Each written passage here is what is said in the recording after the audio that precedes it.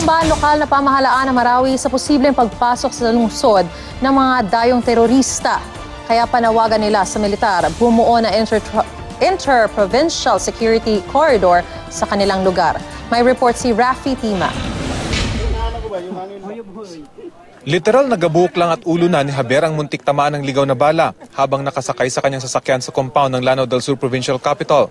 Nasa Kapitolyo noon si Javier kasama ang asawa at anak para kumuha ng car pass. Pagbaba ko sa cellphone, nakaganon ako. Bigla na lang may narinig akong putok, sabi ng anak ko na Papa, tinamaan ka?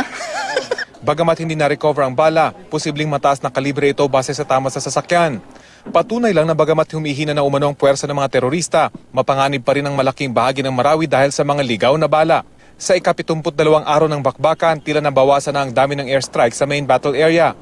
Pero tuloy ang matinding palitan ng putok ng baril sa gitna ng commercial district ng syudad. Pero hindi pa man tapos ang giyera sa syudad, aminado ang lokal na pamahalaan ng Lanao del Sur, posibleng hindi pa matapos ang gulo.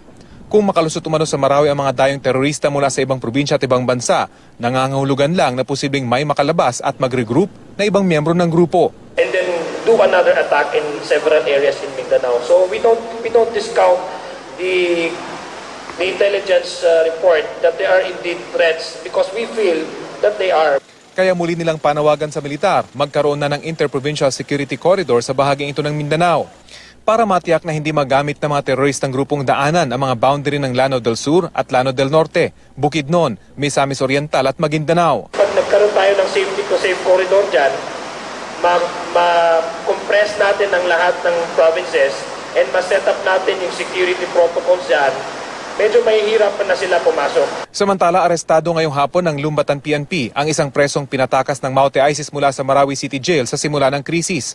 Robbery with homicide at carnapping ang kaso nila Utmanalaw at kasama sa mahigit 100 presong pinalabas ng teroristang grupo. Binuksan nila yung naming masulda namin. Tapos pinalabas nila kami.